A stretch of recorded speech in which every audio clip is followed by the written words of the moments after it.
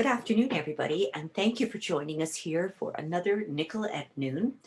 I'd like to begin today by acknowledging the traditional territories of the people of the Treaty 7 region in southern Alberta, which includes the Blackfoot Confederacy, comprising the Siksika, Piikani, and Kainai First Nations, as well as the Tsuut'ina First Nation, the Stoney Nakoda, which includes the Chiniki, Bearspaw, and Wesley First Nations.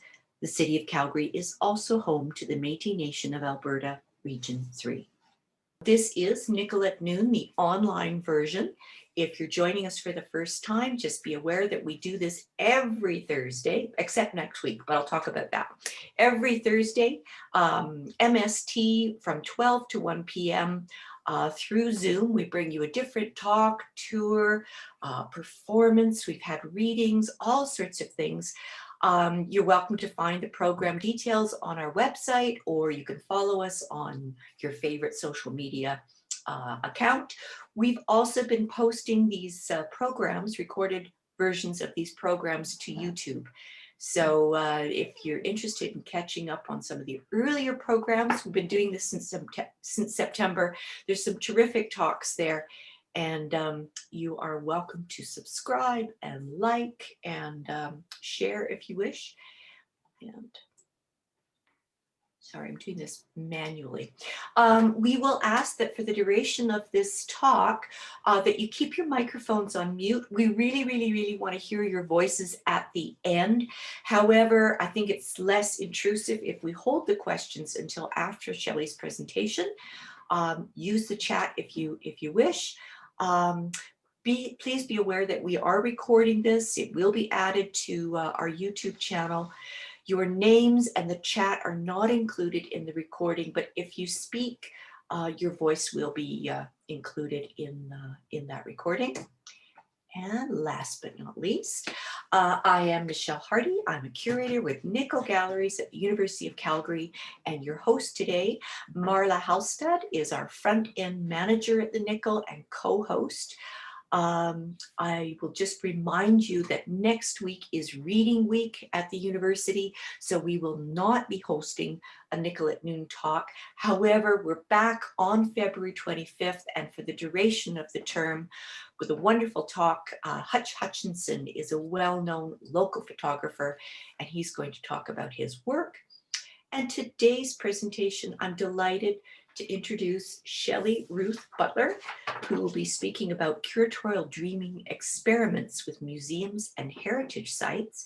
And I have a brief introduction about Shelley, if you'll just indulge me. And in fact, today's speaker is really an example of self-indulgence because I really want to hear what she has to say. A few years ago, Shelley was kind enough to come and offer a course for us here through the University of Calgary's Museum and Heritage Studies program. It was during January Block Week. She was here in person. Alas, we couldn't coordinate a public talk at that time. However, if there's a silver lining to COVID and Zoom, it is that we can connect virtually with colleagues around the world. Shelley Ruth Butler has a PhD from York University. She's a cultural anthropologist and an award-winning teacher at McGill University, where she researches critical museology and heritage. Butler is the author of the widely taught museum ethnography, Contested Representations, Revisiting Into the Heart of Africa, published in 1999, which examined the controversial exhibition at the Royal Ontario Museum, a book and a case study that I continue to refer to in my own teaching here at the University of Calgary. She's also co-editor with Erica Lair, who I noticed is joining us today. She's co-editor of Curatorial Dreams, Critics Imagine Exhibitions, published in 2016, and regularly offers curatorial dreaming workshops on museum professionals, researchers, and students. There's a website that I will put in the chat bar in a moment. The project charts new grounds for museums, proposing new modes of engagement that can enrich public scholarship and dialogue. Shelley Butler will talk about curatorial dreaming experiments with museum professionals, students, and researchers, focusing on recent workshops and teaching in the context of the pandemic. Shelley, I'm so pleased to welcome you back to Nickle Galleries and the University of Calgary. Hi, everybody. Thank you so much, Michelle. It's wonderful to be here or there or wherever I am. I have really fond memories of I think it was a 10-day intensive course we did in Calgary, and it was a really wonderful time. There was a Chinook, it was bright and sunny, and we got to spend a lot of time in and out of the various museums in and around Calgary, and talking to people who work in the sector, and it was really special. It was a real learning experience for me. Thanks everybody for coming. It's really, I appreciate your support and interest, and it's nice to see that I have some friends and colleagues out there. And I will try not to speak too long so that there will be time for discussion. I'm keeping an eye on the time. My goal today is to essentially tell you what curatorial dreaming is, and I'll do that by kind of going back to how its origins for me, and then to really turn towards thinking about its relevance and potential as a methodology in the context of the pandemic. So the origins are, as Michelle was saying, I'm trained trained in anthropology, but studying ethnography of museums, studying museums in Canada and in South Africa. And it was back in my master's work in Toronto when I was working on the very controversial exhibition Into the Heart of Africa at the ROM, an exhibition that was meant to be critical, but reproduced racist imagery and language in very hurtful ways. And so I was doing my ethnographic work on it, and I realized, I came along, actually, I should say.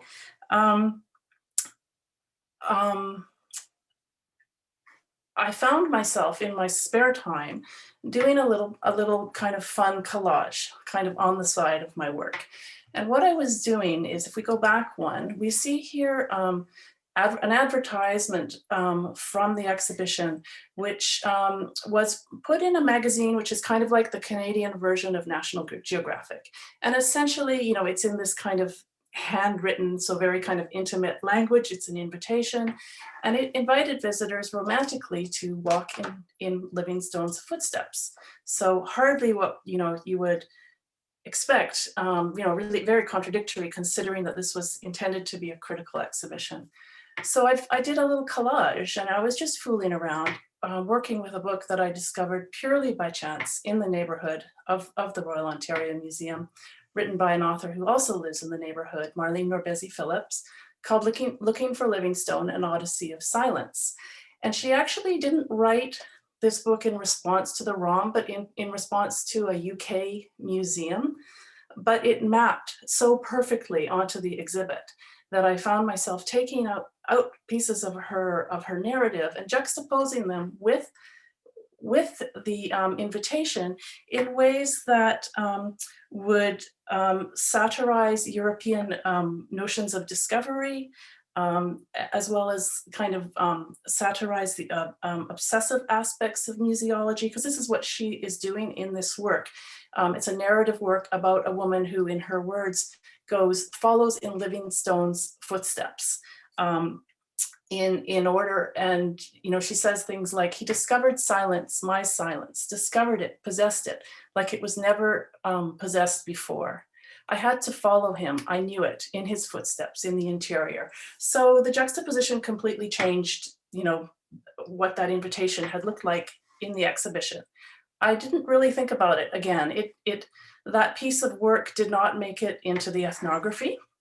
And it was really only years later, I was, still in the field teaching in Canadian studies and museology, and I started to feel like the critiques of museums were getting a little bit that it was becoming too easy to critique museums, and that it was that they were becoming a little bit predictable. And I thought back to that collage, and I realized that in critiquing museums, sometimes I was also thinking about alternative ones. And that is really kind of the nugget. That is what launched this work with my co-editor, Erica Lair, in which essentially what we did was we brought together a very diverse group of scholars, and asked them to create exhibitions in response to their own critiques. Critiques of museum exhibits, but also critiques more broadly of contemporary and his culture. And it was really a way of trying to get people to respond very creatively and concretely. And that was very challenging for academics who are used to working with words and theories, to really focus on, to really drill down and create these exhibitions and interventions. And we worked in a range of different kinds of sites, from what I would call establishment museums. And here are some of the sites that are addressed in the book: the Tropen Museum, the Royal Ontario Museum, of course, and the Ethnographic Museum in Krakow. But also, really importantly, in terms of, I think, today's talk, we also worked in vernacular sites, or like everyday sites. And so in the book, there are chapters that create interventions in Barbados Airport, in the Children's Hospital in KwaZulu-Natal, and I think my colleague Monica, who did that one, is here today, and in the World Trade Organization, amongst others. And I just hold on to that thought, because it's the vernacular that's become, these kinds of sites, that's become really resonant, I think, in the context of pandemic, especially.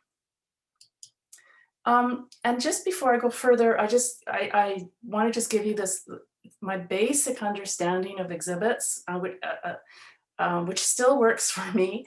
And if other people can have other ideas, I'd love to hear them. But for me, I still work with the idea all the time that it's an assemblage. It's bringing together people, things, ideas, text, spaces, and different media.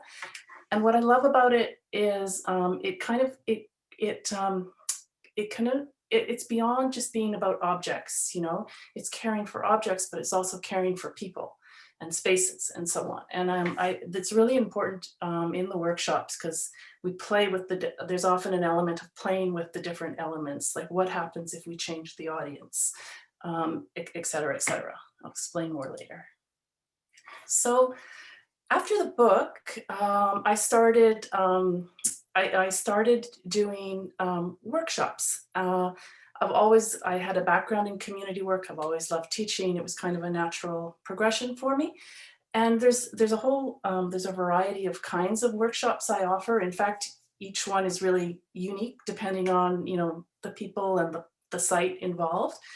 But for instance, I've regularly done workshops now with the Museum of Jewish Montreal, where docents do guided historical walking tours. And it's interesting because the docents are typically students, so they do research as well as tours. So they're constantly kind of tweaking and changing the tours. And in general, for museum practitioners doing the workshops, it's a chance to kind of think outside the box and invent things without all their usual constraints, like budgets or politics or infrastructure, finance. Yeah, I think I said them all. Political, all the usual constraints that are there. And it's interesting how much it shifts even from year to year. So this year, last spring, we did one, and no surprise, it was on Zoom, and it's a fairly small group. It's a very kind of cohesive group. They work very collaboratively and intensely together. No surprise, what came out of it was reflections on what the tours could offer people in terms of thinking about like kind of lessons about community self-organizing and community resilience in the context of the pandemic. and in the context of structural challenges and inequities. So I found it really moving, that's where the workshop took us, and they found very concrete, specific moments where they felt like they could make those connections.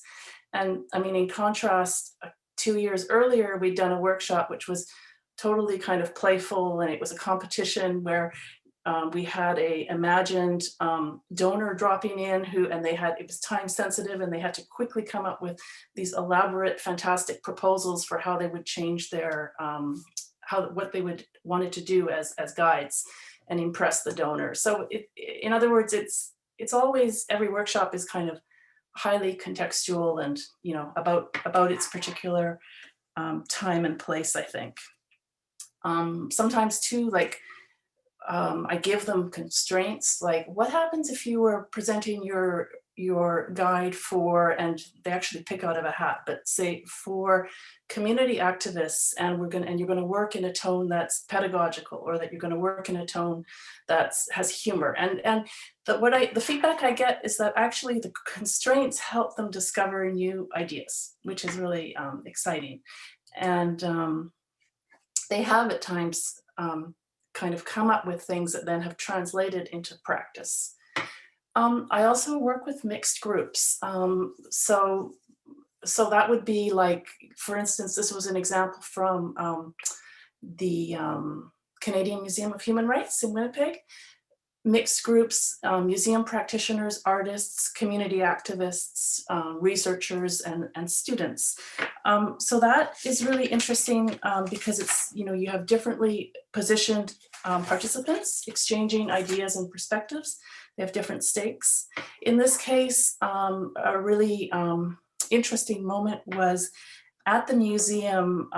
We were looking at the celebration of same-sex marriage that the museum does, and in some ways it's very progressive. It's a crowdsourced sculpture that 300 same-sex couples across the country sent in their photos, and they created this sculpture of the wedding cake. But what was very clear in our group was that for many people in the queer community, like this is not something to celebrate. It's a model of assimilation and a very negative outcome. And so the workshop in this case over a couple of days, along with other elements that other people contributed, was really about trying to show more complex and radical realities.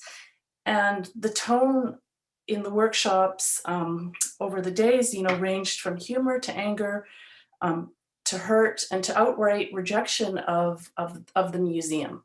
And so that was a super interesting, really important kind of a learning moment for me. For me, what's kind of still missing in the picture is I would like to be able to do a workshop working across a large institution. So, bringing in people from all different places in the institution, from education, curation, publicity, guards, docents, and so on. And I guess one of two things that sort of are in the back of my mind when I think about that, I'm really inspired by Fred Wilson's artistic interventions in museums, and so I often think of this piece of which he did called Guarded Views, which is, I think, now at the Whitney in their collection. And I mean, his interventions, the point is always just to kind of push museums to be a little bit more aware of themselves and their dynamics, and what is valorized and what is not valorized, and what is hidden. And oops, sorry. Hey, there.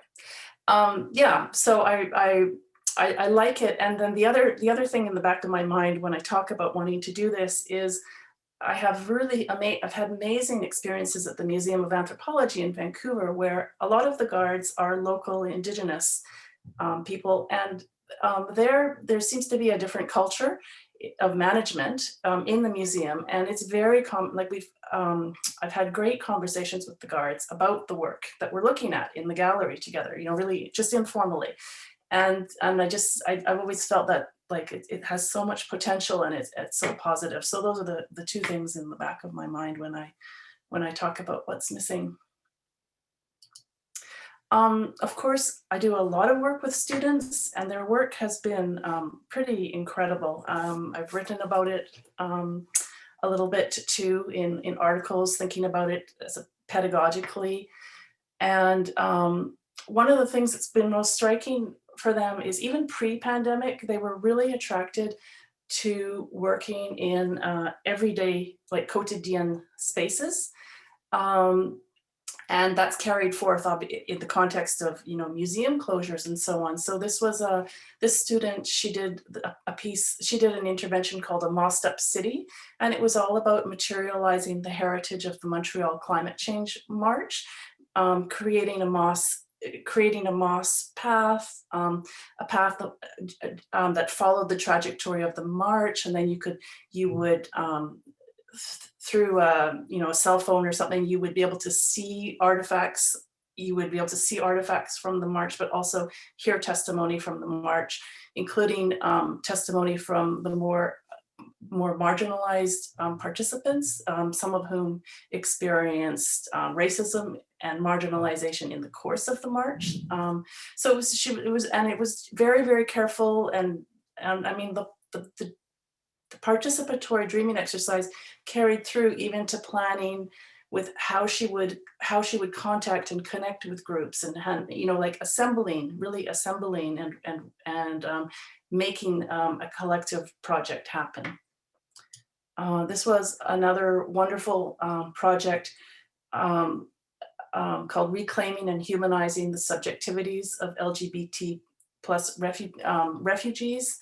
And this one was situated in the Montreal airport, and it made use of airport pamphlets as a way of trying to interrupt visitors, travelers, with a method for them to engage and learn about these people's stories. And in this case, this was a student who was already connected to this community and advocacy in this community. So there was a kind of a way of building on all of that. So I think curatorial dreaming does have a kind of a corporate, I call it the corporate cousin, and it's called museum hack. And I'm going to just, yeah, we have time. I'm going to jump out of the slideshow and just play you a 2-minute video just to give you a quick sense of it. And I'll very briefly talk about how curatorial dreaming is like and not like museum hack. And then we'll go on to talking about the context of the pandemic and exhibitions. So I just have it on my desktop, so just bear with me for one moment.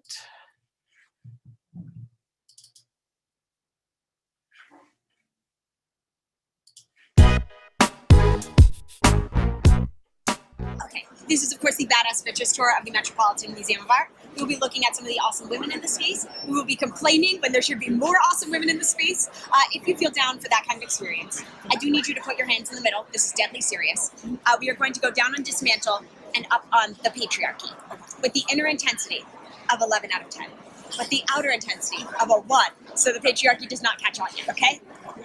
3, 2, 1. Dismantle the patriarchy. That was very good. We are going this way. I walk like a New Yorker. When I say feminist, who here personally identifies as a feminist? No pressure. Cool, cool, cool. I like to ask because you guys would be surprised on a lot of tours, no hands. Because I think the definition of feminism has gotten a little bit confusing for some people. When I say feminist, I mean a person who advocates or supports social, political, legal, and economic rights for women, parentheses, and all people, equal to those of men. Right? I'm not saying misandry, hatred of men. That would be a very funny tour. It is not the tour that we are on today. This is the vibe that we are moving from. This is one of the most expensive pieces. Let me be clear, this is world record for something I can get numbers on. Most expensive piece ever sold by an artist who was a woman. It's delightful. It's a Georgia O'Keeffe. I'm charmed by it. It sold for $44.4 million, which is more money than anything should be worth. That's lovely. But it pales in comparison to this piece, also adorable, very charming, at Picasso, which sold for $179 million. So we're not even talking 79 cents on the dollar in terms of the way art by women is valued. It's really crazy. What are we gonna do about it? Step one, we're gonna celebrate. There are a lot of awesome women in this museum. We're gonna find them, we're gonna have a party with them, we're gonna educate. I wanna make sure everybody leaves here with at least one badass bitch who they did not know about before. And 3, gonna kick some ass.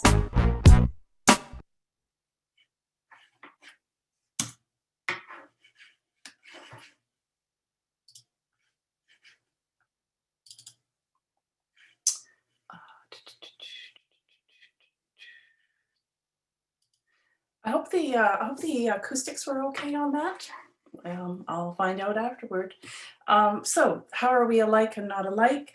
Alike, treating the museum as a playground, absolutely, and not a temple. Get comfortable in the space. Valorizing participants' knowledge and perspectives, absolutely.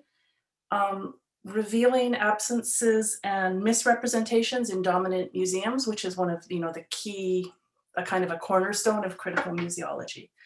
But whereas my corporate cousin really emphasizes, I think, pleasure, many of the curatorial dreaming workshops tend to go into the direction of challenges associated with representing difficult histories in plural societies. And they are also reflexive. So there is always a component of reflecting on what is and is not possible in specific sites, for instance. So that's kind of a main point of, I would say, the main point of difference. So last week I had the opportunity, a very nice opportunity, to just meet with students in University of Quebec and in French, and start to and do a small workshop. It was very short, about curating pandemic objects. And we kind of started with some very basic questions like when, where, why, by whom, how is this happening? What are some objects? Why are some objects and stories difficult? What if ethical issues arise? For instance, should museums be collecting personal protective equipment when it's needed by homes and hospitals? And how to curate pandemic objects with an intersectional eye. And that last point, I think, will just become more clear as we talk about what happened in that workshop. I must say, part of doing a workshop is obviously preparing and surveying the scene and finding tools and ideas to work with. And so here I've just collected a few things to show you, which I also showed the students. I call this one the Imagined Museum. It's an illustration from the New Yorker magazine in December 2020. Everything I'm collecting these days is dated because the pandemic is ongoing and it's unresolved. And the issues, images change as we go, sometimes day by day, it seems. I think there is a desire to document and care for the stories and objects, as the New Yorker image reveals, and also in Wuhan there is already a finished, complete, huge, from what I understand, exhibition, which very much is about the heroic state leadership and the heroism of the essential workers. But no surprise, from what I've read, it doesn't deal with difficult issues such as government control and suppression of information. The Tenement Museum in New York City has a virtual exhibition, which is very moving, really focusing on individual lives with their, with the collections and research that they have in place, and thinking about how individual lives are shaped by, the science knowledge of the moment, housing, the prejudices, and so on. And so, it could take you into imagining scenarios such as having to work while sick. here in Montreal, the McCord Museum is doing crowdsourcing photos called Framing Everyday Life, Stories of Confinement. And it's, again, participatory and obviously crowdsourcing. My issue with this, I'm looking at the site and looking at what's there, and I feel like it would be a great project for critical analysis, actually. My issue with it is that I think there needs to be some curation in the sense of selection and organization, and thinking kind of critically about what's there and what's not there in this case. So for instance, so far, I've seen no images of anything related to Black Lives Matter in this developing archive, which is, which is a relevant absence. There is a tendency, a few of us have remarked on, for museums to go to collect and share stories and images that comfort, which is understandable, and it's absolutely valuable, but I just think that museums can also do more than that. But COVID Acts of Kindness is a project that I believe Cindy Blackstock, the activist and scholar, Indigenous activist and scholar, started, but that seems to have become part of the CMHR's website. I'm not exactly sure of the relationship, but it's kind of interesting too, in light of all the ongoing difficulties and revelations about the acts of unkindness within that institution. Pop-up exhibits are really interesting. Artists for Long-Term Care is another local from Montreal. Well, actually, I don't think it was developed. It was partly developed in Montreal. Nothing's local anymore. But the point is, it's an activist project and a really interesting work. And it's gone up as a pop-up exhibition on the outside walls of the Montreal Jewish Museum, and right now in my neighborhood, it's up on the food depot, which is really interesting. Doesn't quite they're not display spaces that really do it justice, but at the same time, it's like better than nothing, and it's about kind of, I think, making do, like tactically making do, and there, it's a desire to educate people. Create empathy, expose racism, ageism, ableism, all of these different elements that are part of the long-term care situation at this moment. So I find it very moving, actually. There's also in New York City, right in the metro system, I believe, there is a very moving piece commemorating and witnessing the workers from within the system whose lives have been lost due to COVID. And it's working with poetry, remembering the kind everyday gestures of these people. I mean, all of us who take transit have those stories. And commemorating and witnessing, I would call this. Also coming up in early March, an exhibition will open, a virtual exhibition will open that's being done by students at the Valine Smith Museum of Anthropology. And as its title suggests, Epidemics of Injustice, it is really thinking through the pandemic through the lens of racial and social injustice, and so that'll be very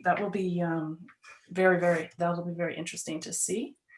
So I came to the students last week in Uate, with some ideas which I gave to them about what I thought a critical and reflexive exhibition about the pandemic might be. That I see as my role as an animator. I mean, while there's a pedagogy that valorizes participants' experiences and what they bring and knowledge, I think there is also kind of this responsibility to offer what I have as in terms of via my own particular training and how I've ended up doing this. So yeah, I briefly sort of situated them. We talked about the need to contextualize the pandemic, you know, socially, politically, environmentally, historically. The need to analyze diverse and contradictory experiences, to acknowledge the pandemic's ongoing nature and unresolved debates, to address ethical dilemmas related to collecting and displaying some objects and stories, and to bear witness to losses and hardships, as well as resilience and innovation. So I asked students to bring, they actually sent me the night before, an object, a personal object an object that was, or image, or that was, or text that was relevant to their personal experience of the pandemic.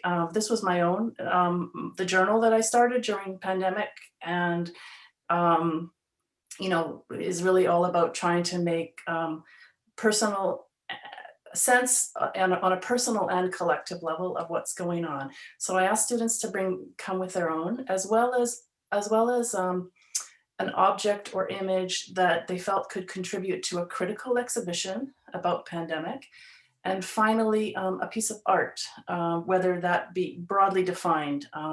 Students bought music, some bought art, you know, visual art, and so on. That could also contribute to critical museology. My own in that second category was a poem by Damien Barr that went viral. The line that I'd certainly heard that evokes the disproportionate impacts of the pandemic is, "We are all in the same storm, but not in the same boat." And this was an illustration that by Barbara Kelly that has been put with it. I've also been very inspired by like methodologies of data visualization to show disproportionate impacts. And I mean, frankly, the newspapers are doing sometimes a really great job. This one shows what people traveled for at least one night overnight stay during the Christmas holidays, looking at cities. And you can, the density maps onto, generally maps onto wealthier areas. So more travel in the more privileged areas of every city here. So the students' images, I've only bringing in a couple. Some of them with their permission, and they're anonymous now, but also some of them, a couple had images, the students had their own images of themselves working in all of their protective gear, but I felt like that might be an invasion of privacy right now. So I'm just going to show you 3 slides that gives you an idea of a little bit of the kinds of work that they collected and brought in. And then I'll say, I want to say a little bit about what that was like, which is the biggest lesson for me learned from this was a realization that to do this kind of work, there's a real, what do I call it? I'm calling it an affective burden. Like there's incredible emotion involved in telling these stories. And even when the students were only presenting just the personal stories, not even, well, maybe I guess that is why there was so much emotion was at that moment, but it was very interesting. So for instance, at times in Quebec, I think young people and students were kind of blamed for sometimes for being irresponsible. And here were these students showing these pictures of them in their work gear. They've been working, and it was quite it pointed to the importance of testimony in all of this, but also the importance of just giving people time and space to kind of process all of this. Another issue that became clear too was that for people who have past traumatic experiences, say with healthcare, for instance, that the pandemic just exacerbates everything. And again, like it was just noticing you know, that really the most important thing that would happen in this workshop was just the sharing of these stories. So it was really quite moving. And I'll just leave you with one last slide. Ça va bien aller, it's going to be okay. I'm sure you have rainbows I think the rainbows have come out in other parts of the country. Of course, museums have been collecting and displaying that.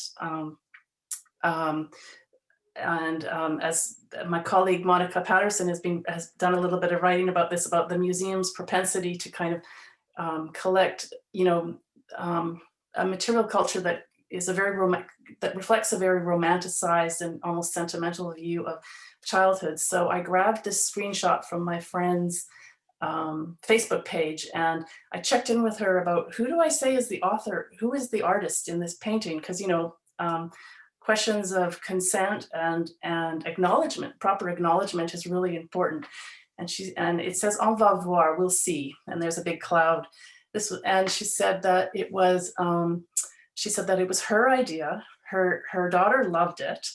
Her son hated it and kept saying, "It's too cold, Mama, it's too cold," and that they all created it together.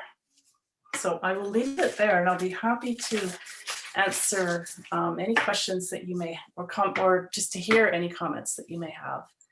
And Michelle, should I turn off? I should take away my. Yeah. Thank you, Shelley. That was so thoughtful and so provocative. And I see some questions already. And I would encourage people to, if you would like to ask a question in person, just unmute yourself or put your hand up. I'll be watching for all of you. And let's start off with a question from Julia Petrov. Julia, I'm going to totally put you on the spot. Julia is a curator with the Royal Alberta Museum in Edmonton. I know that she's been collecting pandemic items and other current event associated items. And Julia's question is, I would like to hear more about how institutions grapple with social concerns in society, all the while grappling with their own concerning situations on the inside. Can this be a type of curatorial outcome?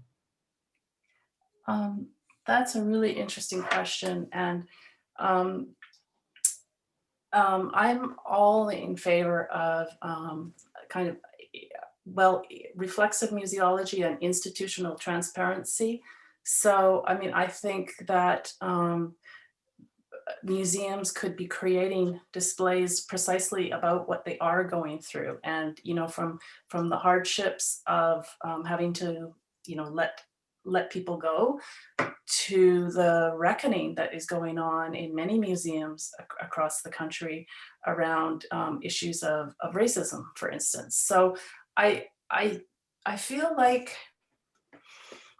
the two aren't really separate. The museum is in the world, and the museum is in the pandemic, and the workers in the museum are going home every day, and they're living the pandemic too. So in a way, maybe the way to begin is just to start, you know, on the ground, you know, within your own institution, and kind of build from there. I mean, I'm talking a little bit off the top of my head, but it is I guess it is something I have been reflecting on a little bit. Like, I'm watching the McCord Museum open here, and I'm a little disappointed that the thing that they're promoting on their website is the Christian Dior exhibition. Like, and I mean, okay, maybe that is just due to the realities of the market, and sometimes, you know, the blockbuster exhibition allows you to do other things.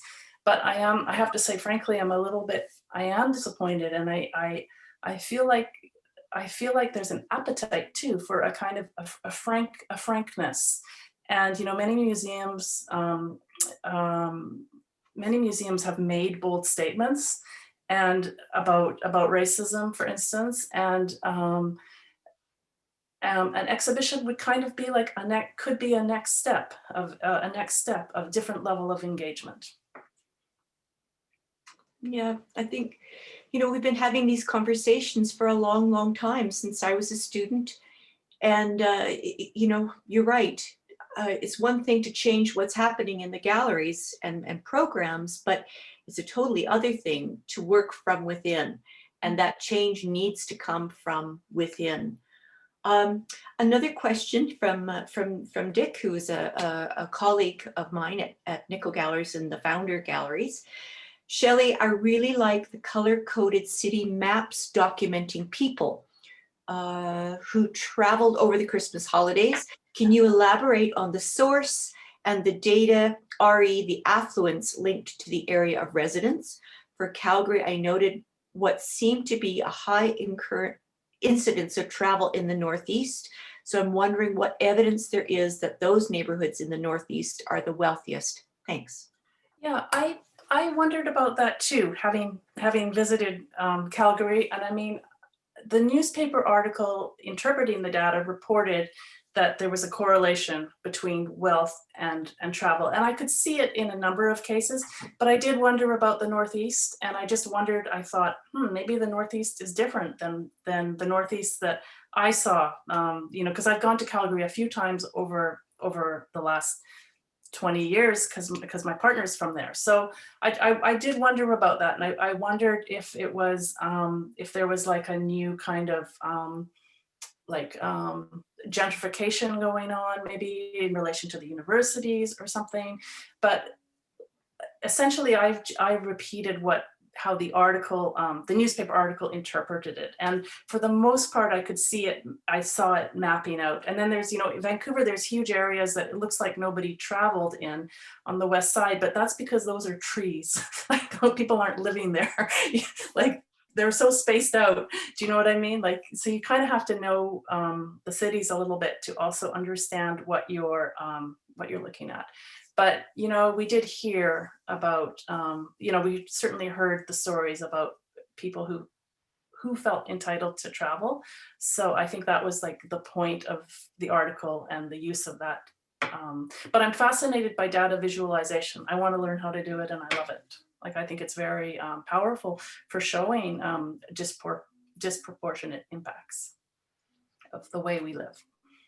Yeah, I during noticed pandemic, in or not Vancouver during that pandemic. on the Vancouver shot that Point Grey, was one of the areas, and that's very affluent. Calgary would be different, and I think you'd have to look at not just income levels, but also other kinds of demographic. Yep. Yep. Cues. For instance, if there's like young urban professionals living there, but they don't have families and they might have disposable income, maybe they felt like, I'm just guessing. I'm just wondering. Yeah.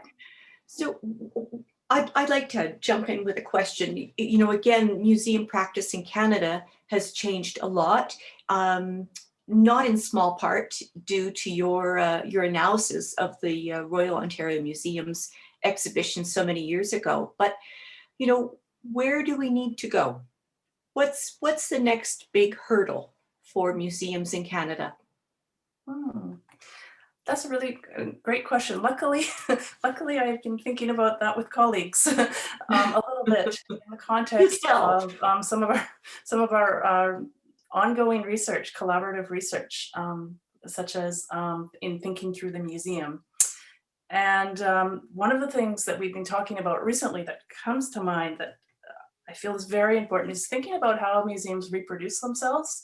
I mean, museums reproduce themselves, and so we're kind of moving toward thinking really a lot about mentoring and recruitment to focus on a kind of next generation museum workers.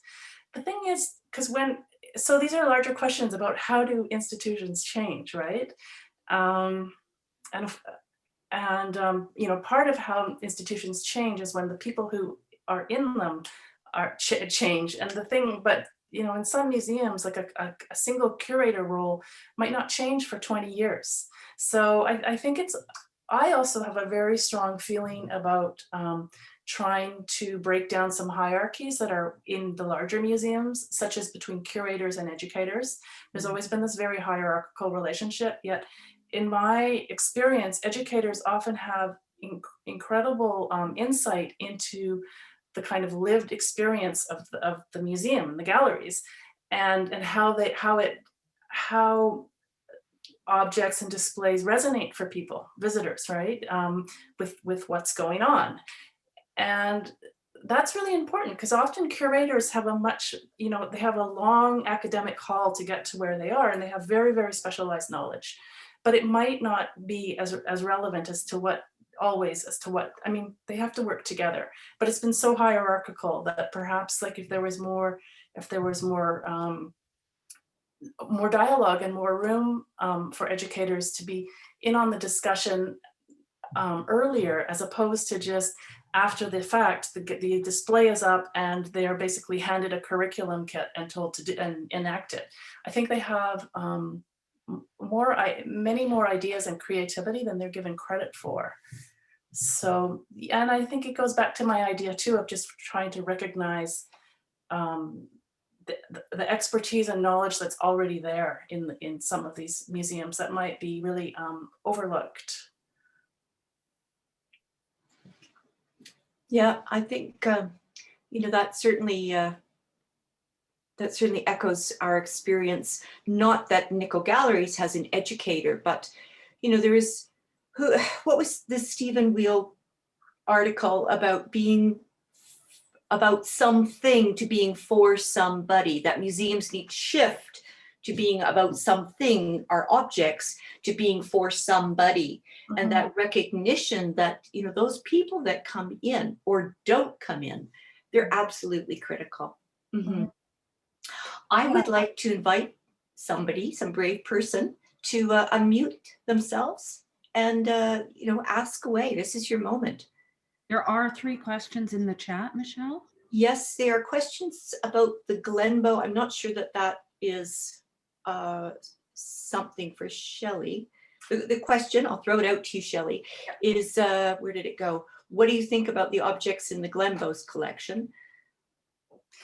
Yeah, that's a big question. Mm-hmm. I'll just, without going into detail, I'm kind of curious to hear what's happening in the Glenbow. I gather it's kind of in transition as an institution, but I'll have to say, like, the students in Calgary, we did a lot of work. We did some really interesting work in the Glenbow, and for instance, the African exhibit at the Glenbow, looked like it definitely needed some love. It looked like it was, maybe cutting edge 20 years ago, but had really, it was really unfortunate, and it was fun. So it was really interesting to do work like in response to that. And but I would be, I think it's sort of too big a question to answer. We spent time there. We spent time in the Indigenous gallery. I forget what it was called, but with an Indigenous educator. And that was super interesting, just because it was a moment too when he was talking about dreaming in a very particular way. And I'm interested in how this notion of curatorial dreaming takes on different resonance in different cultural and historical contexts too. So that was a super interesting moment. But yeah, I would be hesitant to kind of go beyond that. But my students did some interesting work. Brave work. And the Glenbow is shifting and have definitely made strides, since 1988, and the Spirit Sings, which, is another example that certainly my students, they don't leave my class without knowing that particular history. Yeah, no, we could see that. At the same time, we felt like there was sort of a kind of a gatekeeper effect, and my students were. Your students, I see mine, but they're really your students in Calgary. They were proposing interventions around, like, bringing in voices of youth. They were interested in, they were exploring, like, how residential schools were and were not addressed. So in very detailed ways. So there, it was a great environment. It was a great terrain to work in. Mm-hmm. I'll say that. I think we spent like 8 hours there one day. Maybe not quite that long. Any last questions? I know there's a few former students, my students, your students. Would anyone like to unmute themselves and ask a question? Some of our guests from across the country? If anybody has, questions that linger afterward, just email me. I'd be happy to continue the conversation. I'm interested in hearing more of what people out there thought. Like for instance, my processing of the pandemic stuff is really fresh, right? I mean, it was a workshop last week and so on. Sounds like a great exercise. Monica, did you have a question? You just unmuted. I did. Shelley, I was just interested to hear a little more about some of your initial thoughts on the gaps as they relate to the intersections, if that makes sense. Like, I mean, you mentioned the absence of references to Black Lives Matter, which of course is an intersecting, adjacent, ongoing crisis that is in itself has a kind of embeddedness in the impact of COVID, and particularly the death rates of COVID, which are disproportionately affecting Black people in North America and beyond. So I was wondering, are there other examples of that, or are there certain themes that that you're thinking, that you're seeing, that aren't being engaged or included? I think it might be a little early to say, but and I think also we have to think about where we're talking about. But for instance, one issue that has come up in Quebec from journalists is they're saying they're not getting access. They're finding it easier to access hospitals and healthcare sites in Europe than here. So there's some sort of, there's a sense of censorship, I think. And I mean, obviously the images that we've seen over the last year from hospitals are very disturbing and very difficult, but they are important to see because they in the case of Quebec in particular, where we've had half the deaths in Canada, it reflects some very bad choices that were made, as well as kind of a couple of decades of cutbacks to the healthcare system. So the old age homes that, from what I understand, I think in the 60s they were like considered kind of state of the art and really cool, haven't really changed, and they're very problematic on any number in numerous ways, and we have found that out. So I think that would be one area for sure. Mental health also, I think, because I think in the display, there's as we talked about in the workshop last week, there's a kind of a performative aspect of self-documenting in the pandemic. So, there's all the bread making, and there's, and so there's this kind of performative element of it that if we kind of get caught up in that, we might not look at some of the more tragic and difficult areas from a mental health point of view around loneliness, isolation,